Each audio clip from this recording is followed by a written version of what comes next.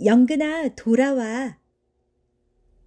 도모리 시루코 글, 스켈라코 그림, 권영서 옮김, 내일도 맑음 출판사.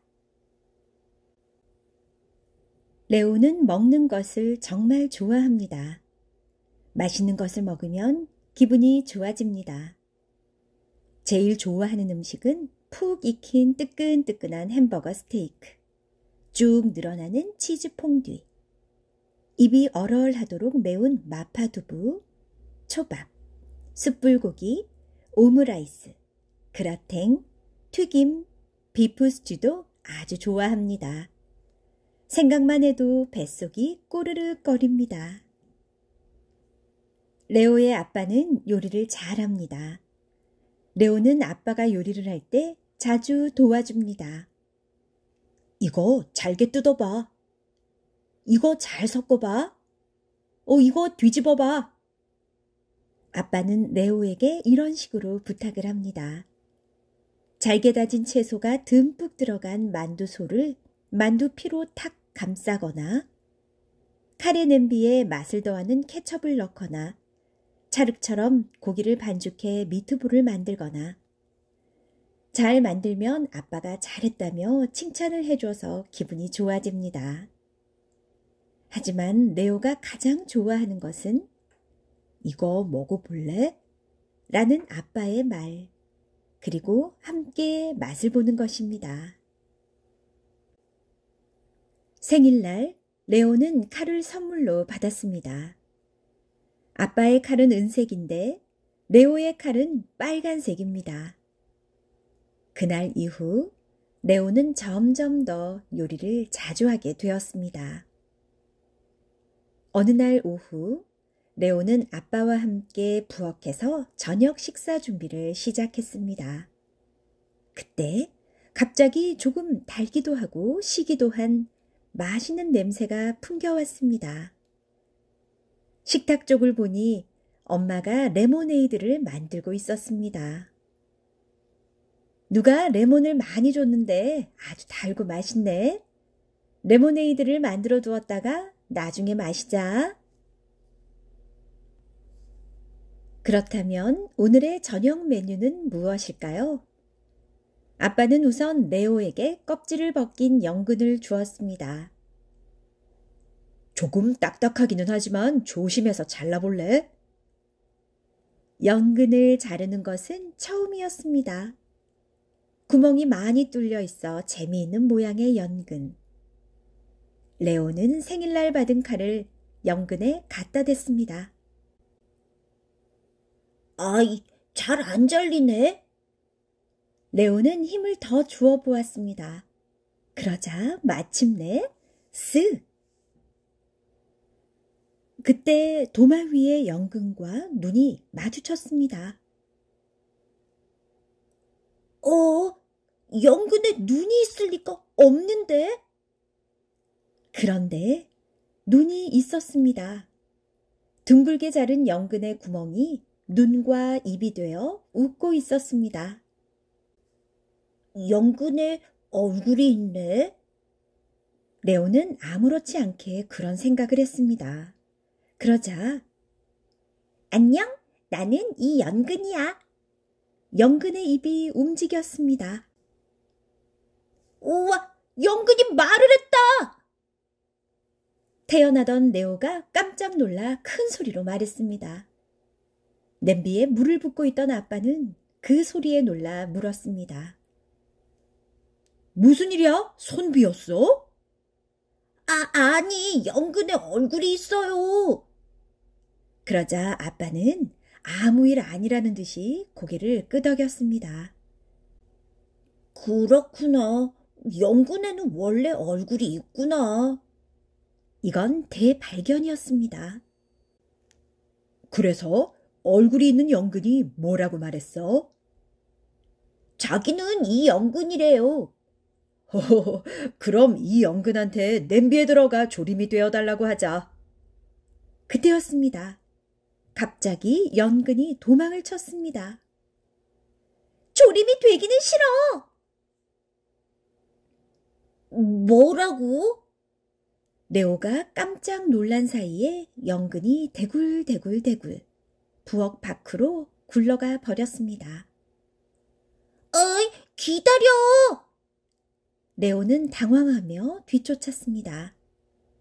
대굴대굴 대굴대굴 영근이 바퀴처럼 긴 복도를 굴러갔습니다. 그러더니 신기하게, 너무도 신기하게 정말 영근이 바퀴가 되었습니다.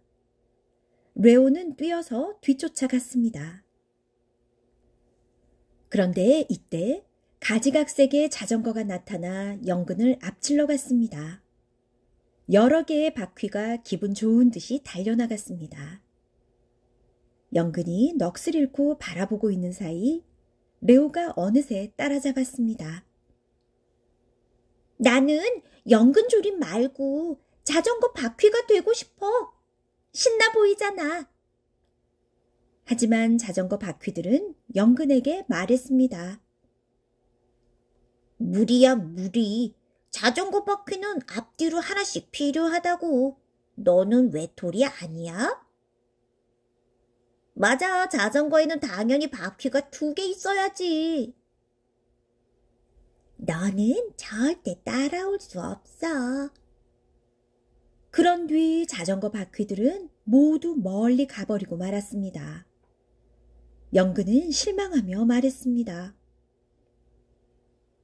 나 혼자서는 자전거 바퀴가 될 수 없는 걸까? 외발 자전거도 있어, 영근아. 레오가 위로를 해주었습니다. 그러자 갑자기 영근이 외발 자전거로 변신을 했습니다.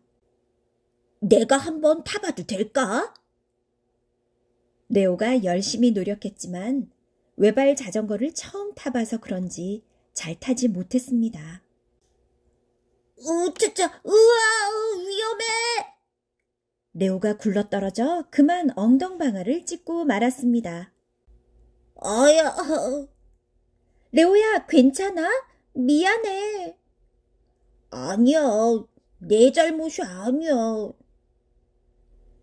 아쉽게도 자전거 바퀴가 되는 것은 포기하는 게 좋을 듯 했습니다. 본래의 모습으로 돌아온 영근은 다시 굴러가기 시작했습니다. 레오도 다시 뒤쫓았습니다. 조림이 되기는 싫은데 바퀴에도 안 어울리나 봐. 그럼 이제 어떻게 하지? 비탈길이잖아. 영근아, 조심해. 레오의 말대로 갑자기 내리막길이 나타났습니다. 굴러가면 속도가 붙게 마련입니다. 영근은 점점 더 속도가 붙어서 좀처럼 멈출 수가 없었습니다. 대굴대굴, 대굴대굴, 대구르르르. 멈춰. 눈이 핑핑 돈다. 영근아, 위험해. 속도가 붙어 세게 굴러가던 중 갑자기 비탈길이 사라졌습니다. 그리고 무언가에 부딪혀 겨우 멈추었습니다. 진짜 깜짝 놀랐네. 여기는 어디지? 주변을 둘러보니 영근과 비슷한 크기의 빨갛고 둥글고 커다란 것이 놓여 있었습니다. 그것에 부딪혀 멈출 수 있었던 것입니다. 자세히 보니 한가운데에 둥근 구멍이 4개 뚫려 있었습니다. 나랑 똑 닮았네. 이건 빨갛지만. 어디서 본 모양인데? 레오는 바로 생각이 났습니다. 양복 단추다. 가운데 구멍에 실을 꿰잖아. 영근은 단추 옆에 나란히 서 보았습니다. 진짜 똑 닮았습니다. 그래, 단추가 되는 게 훨씬 좋겠다. 왠지 멋지잖아. 꽤 큰데? 누구의 단추지? 레오가 궁금해하고 있는데 어디에선가 큰 소리가 울려 퍼졌습니다. 오, 이게 좋겠네. 딱 좋아. 갑자기 위에서 기다란 것이 내려와 연근을 들어 올렸습니다. 뭐 하는 거야? 영근아! 레오가 소리쳤습니다. 올려다보니 커다란 눈과 커다란 귀가 2개씩 있었습니다. 내 단추로 쓰면 딱 좋겠네. 굉장히 큰 코끼리였습니다. 영근을 데리고 가지 마. 레오는 코끼리의 두꺼운 다리에 매달렸습니다. 멋쟁이 코끼리는 빨간색 셔츠를 입고 있었습니다. 그 셔츠에는 색깔도 모양도 모두 다른 단추가 달려 있었습니다. 어때? 내 셔츠 멋지지? 나는 멋쟁이 코끼리라서 여러 가지 색과 여러 가지 모양의 단추가 어울리지. 멋쟁이 코끼리, 멋쟁이 코끼리. 레오가 올려다보니 여러 가지 색깔과 모양의 단추가 코끼리의 옷에 달려 있었습니다. 금색, 은색, 오렌지색, 파란색, 초록색, 동그라미, 네모, 세모, 별, 동물 모양. 색깔도 모양도 제각각이었습니다. 원래 달려있던 빨간색 단추는 코끼리가 필요 없다며 버린 듯 했습니다. 이 단추는 구멍 모양이 특이해서 좋네. 코끼리는 기다란 코끝에 연근을 올려놓고 뚫어지게 쳐다보았습니다. 좋았어. 바늘과 실을 가져와야겠다. 코끼리의 말을 듣고 연근도 레오도 가슴이 철렁했습니다. 안 돼, 안 돼. 내 눈과 입에 바늘을 꽂지 말아줘. 다친단 말이야. 코끼리에게는 이 둘의 목소리가 전혀 들리지 않았습니다. 코끼리가 앞발로 연근을 붙잡았습니다. 으아, 미끄러진다. 미끌미끌해.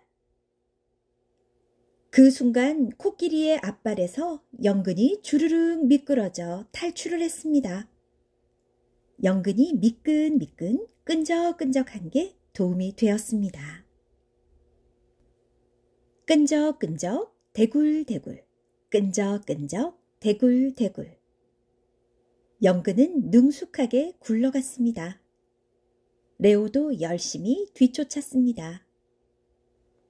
그 다음 연근이 도착한 곳은 커다란 무대가 있는 광장이었습니다. 무대 앞에는 많은 사람들이 모여 있었습니다.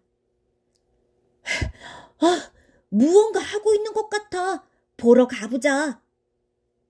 달리다 지친 레오가 연근에게 말했습니다.